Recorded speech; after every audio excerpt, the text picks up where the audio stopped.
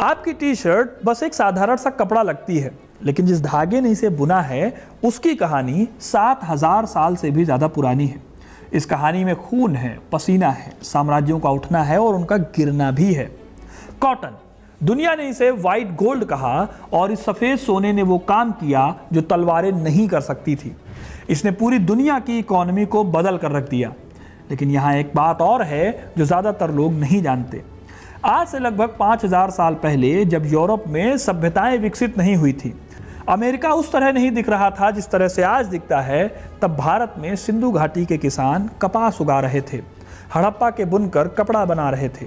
ऐसा कपड़ा जिसे देखकर ग्रीक इतिहासकार हेरोडोटस भी हैरान रह गया। उसने लिखा कि भारत में पेड़ों पर ऊन उगती है, भेड़ों की खून से भी बेहतर। तो फिर सवाल यह है, अगर कॉटन का असली घर भारत था तो इंडस्ट्रियल रेवोल्यूशन इंग्लैंड में क्यों हुई? वो ट्रेड कैसे छिना और कैसे एक पौधे ने गुलामी, युद्ध और आज़ादी की लड़ाई तीनों को शेप किया? आज की पूरी कहानी इसी एक धागे के इर्द गिर्द बुनी गई है। तो आखिर भारत के खेतों में उगने वाले सूत ने पूरी दुनिया पर राज कैसे किया? कैसे साधारण से एक पौधे ने बड़े बड़े साम्राज्यों की अर्थव्यवस्था को खड़ा किया और ग्लोबल ट्रेड की दिशा तय कर दी? ये सब जानेंगे इस वीडियो में, तो पूरा देखिएगा वीडियो, क्योंकि अपना इतिहास नहीं जानोगे तो खुद को कैसे पहचानोगे। अगर हम जवाब ढूंढें इस बात का कि इंसानों ने पहली बार कपड़ा कब पहनना शुरू किया, तो माना जाता है कि आज से करीब 1,70,000 साल पहले इंसानों ने अपना शरीर ढकना शुरू कर दिया था। लेकिन ये एग्जैक्टली कोई कपड़ा नहीं था। खाल ओढ़ना और धागे से कपड़ा बुनना, दोनों में बहुत अंतर है। लेकिन जो भी ये लोग पहन रहे थे वो सबूत था बिहेवियरल टेक्नोलॉजी का, जिसने होमो सेपियंस को ठंडे इलाकों में माइग्रेट करने और दुनिया पर राज करने की ताकत दी। तो कपड़े पहनने की शुरुआत ये भी दिखाता है कि इंसान शिकार से खेती की तरफ बढ़ रहा है। यहीं पर हिस्ट्री अपने सबसे बड़ी करवट बदलती है और इसका सेंटर बनता है भारत। वजह थी कॉटन। लेकिन क्या कॉटन ही वो कपड़ा था जिसे सबसे पहले पहना गया, या कॉटन सबसे पहले कहाँ बुना गया होगा? सालों तक वेस्टर्न हिस्टोरियंस का मानना था कि कॉटन का इतिहास इजिप्ट या मिडिल ईस्ट से शुरू होता है, लेकिन ज़मीन के नीचे दबे सच को ज़्यादा दिन तक छिपाया नहीं जा सकता। बात 1974 की है, जब फ्रेंच आर्कियोलॉजिस्ट की एक टीम ने आज के पाकिस्तान के बलूचिस्तान और मेहरगढ़ में खुदाई की शुरुआत की। मेहरगढ़ साउथ एशिया की सबसे पुरानी खेती वाले एरियाज में से एक है। इसी खुदाई में एक ऐसी चीज़ मिली जिसने हिस्ट्री को हमेशा के लिए बदल दिया। एक कब्र से तांबे के कुछ मोती मिले जो करीब 6000 से 5500 ईसा पूर्व के थे, यानी आज से करीब 8000 से 7500 साल पुराने। साल 2002 में फ्रांस के आर्कियोलॉजिस्ट क्रिस्टोफ मेलहौरट ने उनकी टीम ने इन मोतियों की माइक्रोस्कोपिक स्टडी की। जर्नल ऑफ आर्कियोलॉजिकल साइंस में छपी उनकी रिपोर्ट ने पूरी दुनिया के हिस्टोरियंस को हैरान कर दिया। उन तांबे के मोतियों के अंदर जंग लगने की वजह से वनस्पति के कुछ रेशे बचे रह गए थे। जब उन रेशों को माइक्रोस्कोप के नीचे देखा गया तो गॉसिपियम यानी कॉटन के रेशे मिले। ये कोई छोटी मोटी खोज नहीं थी। इसने पुरानी दुनिया में कॉटन के इस्तेमाल की टाइमलाइन को करीब 1000 साल पीछे ढकेल दिया था। इससे पहले दुनिया में सूती कपड़े का सबसे पुराना नोन टुकड़ा पेरू के हुआका प्रिएटा नाम की जगह से मिला था। इसे भी लगभग इसी टाइमलाइन के आसपास का माना जाता है। लेकिन सवाल ये नहीं है कि कॉटन इस्तेमाल हो रहा था। असली सवाल ये है कि 8000 साल पहले के इंसानों ने उन रेशों को निकाला कैसे? कॉटन के बीज को रेशे से अलग करना और उसे फिर काट कर धागा बनाना यानी स्पिनिंग कोई जंगली पौधे तोड़ने जैसा काम नहीं है। ये एक कॉम्प्लेक्स इंजीनियरिंग प्रोसेस है।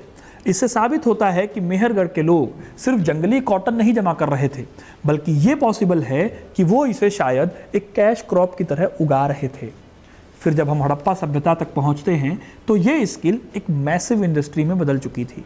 मोहनजोदारो की खुदाई में एक चांदी के बर्तन के ढक्कन से चिपका हुआ सूती कपड़े का टुकड़ा मिला। हड़प्पा, लोथल और राखीगढ़ी जैसी जगहों पर हजारों टेराकोटा के स्पिंडल व्लर्स मिले हैं। ये छोटी छोटी गोल चीज़ें दरअसल धागा काटने के काम आती होगी। इन्हें घुमाने से धागा तेजी से और बराबर बनता था। यानी हड़प्पा के लोग सिर्फ कपास उगाना ही नहीं जानते थे, बल्कि उसे धागे में बदलकर अच्छे क्वालिटी के कपड़े बनाना भी अच्छी तरह से जानते थे।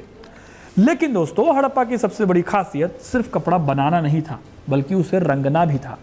कपास पर रंग टिकाना ईजी नहीं होता, लेकिन हड़प्पा के कारीगरों ने ऐसी तकनीक डेवलप की जिससे रंग कपड़े में पक्के तरीके से बैठ जाता था। वो कुछ खास मिनरल्स और नेचुरल कलर्स का इस्तेमाल करके कपड़ों को लंबे टाइम तक रंगीन बनाए रखते थे। यही वजह है कि भारतीय कपड़े दुनिया में अपनी क्वालिटी और खूबसूरती के लिए मशहूर रहे बहुत लंबे टाइम तक। अब ज़रा सोचिए, जिस दौर में दुनिया के ज़्यादातर हिस्से मौसम से बचने के लिए जानवरों की खाल या खुरदुरे कपड़े पहन रहे थे, उस वक्त एक सभ्यता बारीक, मुलायम और रंग बिरंगे सूती कपड़े पहन रही थी। क्या ये लाजिमी नहीं था कि दुनिया इस जादू की तरफ अट्रैक्ट होती? व्यापार के रास्ते खुलने लगे। सुमेरियन सभ्यताओं के क्यूनिफॉर्म टैबलेट्स में दर्ज है कि तीसरी सहस्राब्दी ईसा पूर्व में मेलुहा, जिसे कि संभवतः सिंधु घाटी सभ्यता माना जाता है, वो मेसोपोटामिया को कॉटन एक्सपोर्ट करता था। अकादियन भाषा में कॉटन के लिए शब्द है किडिनु, जो इशारा करता है कि कहीं ना कहीं ये चीज़ बाहर से आई रही होगी। कॉटन भारत से निकलकर दुनिया के कोने कोने में फैलने लगा था। सिल्क रोड के खुलने और अरब के समुद्री रास्तों के एक्सपेंशन ने इंडियन टेक्सटाइल को मेडिटेरेनियन तक पहुंचा दिया। यानी कि भारत कॉटन टेक्नोलॉजी के शुरुआती और सबसे इंपॉर्टेंट सेंटर्स में से एक था। इतिहास में कोई भी बड़ा चेंज रातों रात नहीं होता दोस्तों। 8वीं से 13वीं सदी के बीच जो अरब एग्रीकल्चरल रेवोल्यूशन हुआ, उसने इंडियन कॉटन के बीजों को और इरिगेशन टेक्नोलॉजी को स्पेन और सिसिली तक पहुंचा दिया। इसका एक सबूत लैंग्वेज भी है। अरबी का शब्द कुत्न स्पेनिश में जाकर अल्गोडॉन बना और अंग्रेजी में जाकर बना कॉटन। भारत की विरासत यूरोप की ज़बान पर चढ़ चुकी थी, लेकिन असली ड्रामा शुरू होता है 17वीं और 18वीं सदी में।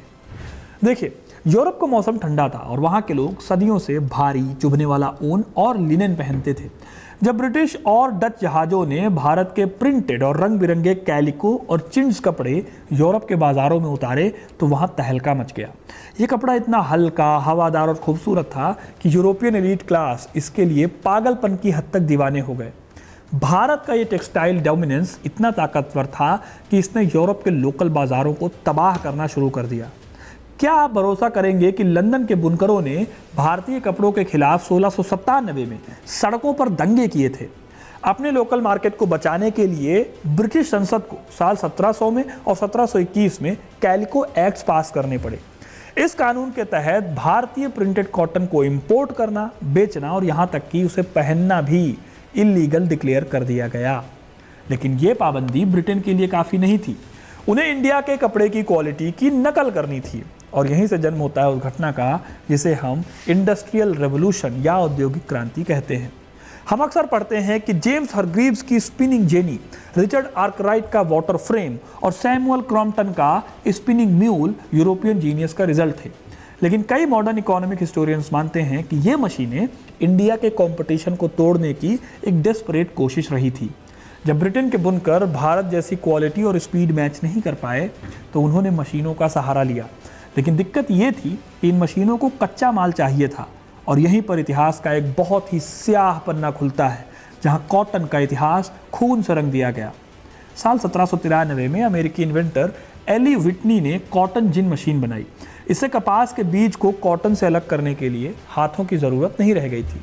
अब अमेरिका में उगने वाला कॉटन जो पहले ज़्यादा काम का नहीं होता था, वो अचानक ही काफ़ी फ़ायदेमंद हो गया। लेकिन अमेरिका के इस कॉटन को उगाने के लिए कोई काम नहीं करने वाला था। फिर इसके लिए अफ्रीका से गुलाम बुलाए गए। ब्रिटेन की मशीनों की भूख मिटाने के लिए अमेरिका के सदर्न राज्यों में स्लेवरी का एक नया और खौफनाक दौर शुरू हुआ। 1860 आते आते जिसे किंग कॉटन कहा जाता था, वो अमेरिका के कुल एक्सपोर्ट का 75% हिस्सा बन चुका था और 18 लाख से ज़्यादा अफ्रीकी अमेरिकी गुलाम इन कॉटन फील्ड्स में जानवरों की तरह काम कर रहे थे।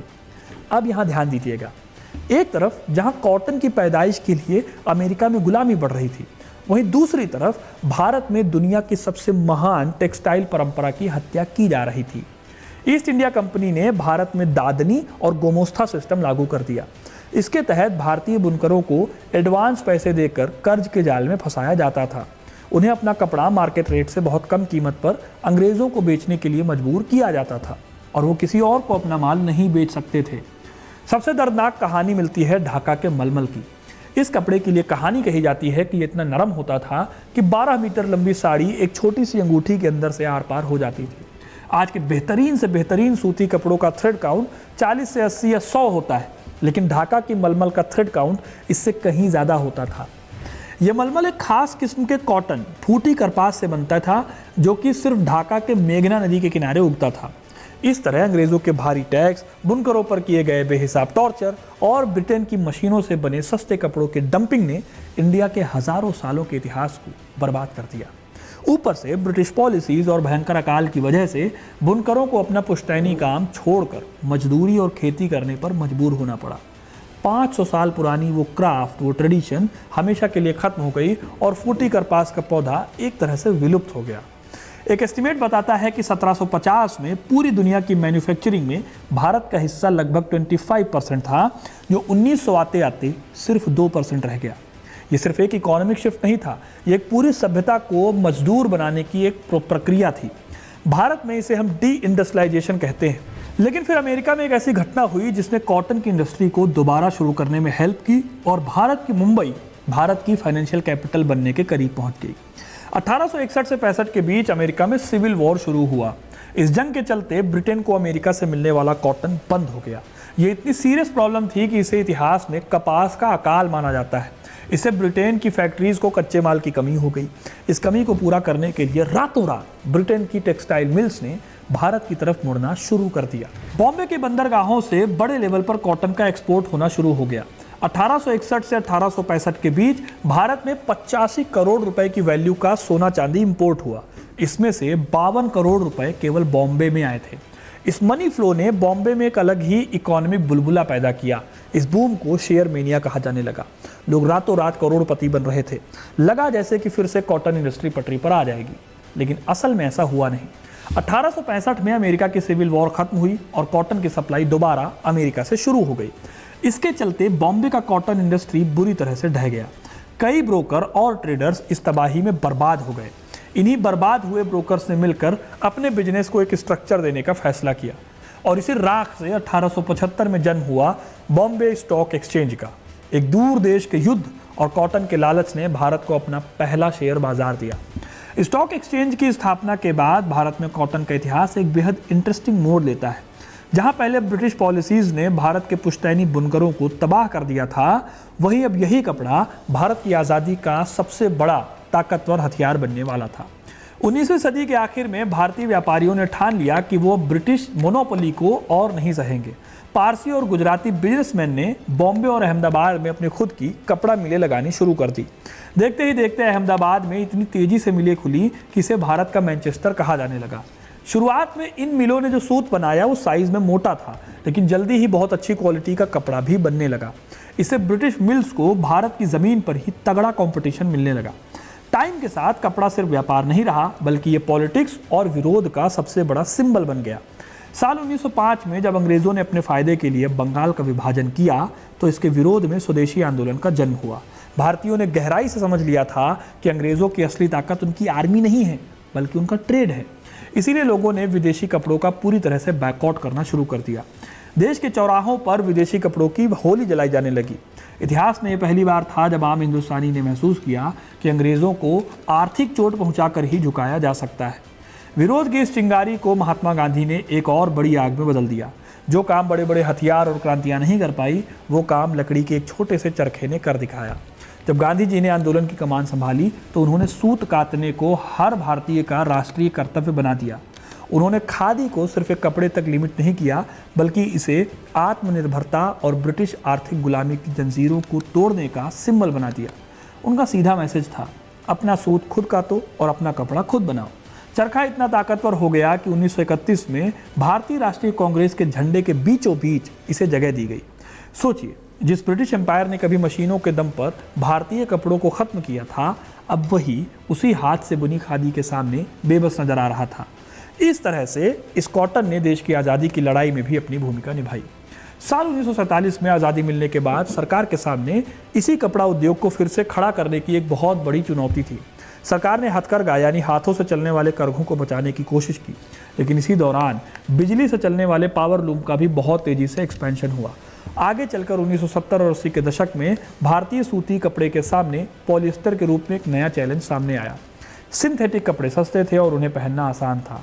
इस बदलाव से जो ट्रेडिशनल कॉटन इंडस्ट्री है उसको झटका लगा और बॉम्बे की कई हिस्टोरिकल सूती मिलें धीरे धीरे बंद होने लगी। इन तमाम उतार और चढ़ावों के बावजूद सदियों के ब्रिटिश शोषण के बावजूद भारत की ज़मीन ने कपास उगलना बंद नहीं किया। 2000 के दशक में बीटी कॉटन यानी जेनेटिकली मॉडिफाइड कपास की खेती शुरू हुई। इस नई टेक्नोलॉजी ने कपास की पैदावार को एक बहुत बड़े लेवल पर बढ़ा दिया। आज भारत एक बार फिर से चाइना और अमेरिका जैसे देशों से सीधी टक्कर लेते हुए दुनिया के सबसे बड़े कपास प्रोड्यूसर कंट्रीज में से एक बन चुका है। सिंधु घाटी सभ्यता के मेहरगढ़ से निकला सूत का वो पहला धागा जिसे अंग्रेजों ने कुचलने की कोशिश की और जो चरखे से आज़ादी का प्रतीक बना, आज वही धागा मॉडर्न इंडिया की इकोनॉमी का एक बहुत मजबूत और अटूट हिस्सा है। दोस्तों, कॉटन का ये 8000 साल लंबा सफ़र हमें बहुत गहरी बात भी सिखाता है। तकनीक और सांस्कृतिक नेतृत्व को कुछ समय के लिए सत्ता और क्रूर नीतियों से दबाया जा सकता है, जैसा कि ब्रिटिश राज में भारत के साथ हुआ, लेकिन जो फाउंडेशनल नॉलेज एक सभ्यता के डीएनए में बस जाता है उसे कोई मिटा नहीं सकता। भारत ने सिर्फ दुनिया को ये नहीं बताया कि जंगली पौधे से रेशे कैसे निकलते हैं, भारत ने उस रेशे को दुनिया का सबसे ज़्यादा पहना जाने वाला कपड़ा बनाने की पूरी साइंस ईजाद की। आज भारत के 25 करोड़ से ज़्यादा लोगों की आजीविका इसी कॉटन इंडस्ट्री से जुड़ी हुई है। तो दोस्तों, ये थी कॉटन की पूरी कहानी। आपको ये कहानी कैसी लगी कमेंट करके ज़रूर बताइए। वीडियो को लाइक और शेयर करना ना भूलें और ऐसी इंटरेस्टिंग कहानियों के लिए, इतिहास से जुड़े रहने के लिए हिस्ट्री कनेक्ट को सब्सक्राइब ज़रूर करें। धन्यवाद।